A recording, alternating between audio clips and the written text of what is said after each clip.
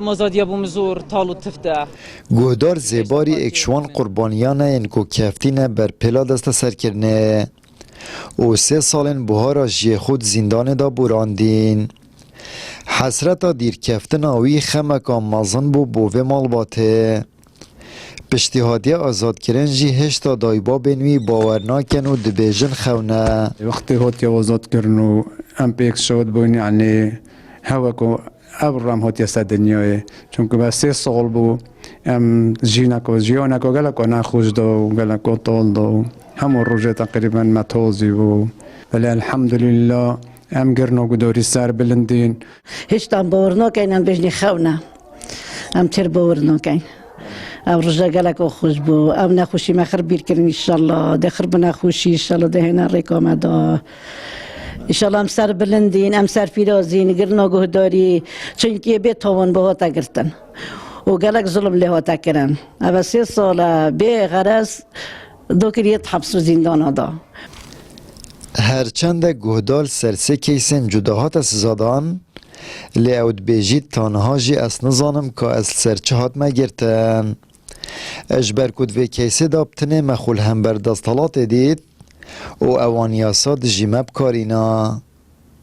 يعني یک جستشن سیرن کیسا مدا اوه بوا بواضحی بمنات یا گوتن که اصل سرچه هاتی ما گوتن اتوماتا من چیه و بالگدوان چنه چونکه او خفتنین دگل ما هاتنا گوتن و او خفتنین المحکمه و اوه لرقاندین داتان گوتن گلک لیک دور بون پارادوکس بون دجیک بون و اول هم بری ما هاتی کرن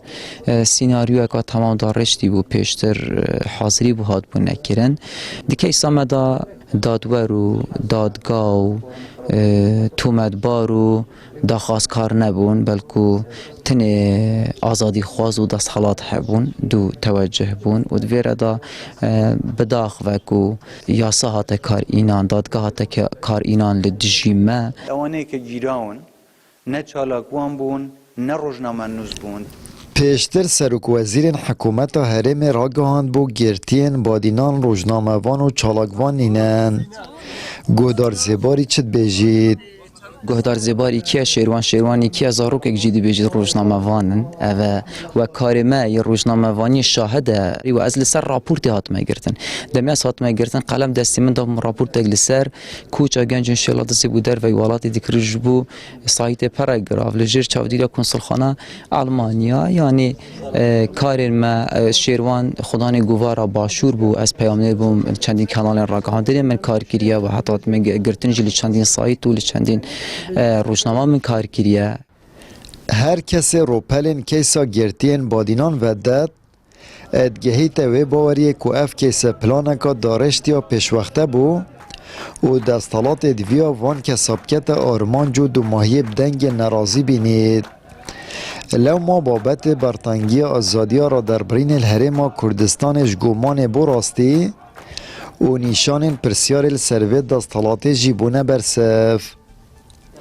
آمد بریفکانی کانال آسمانی پیام ناحیه دینارته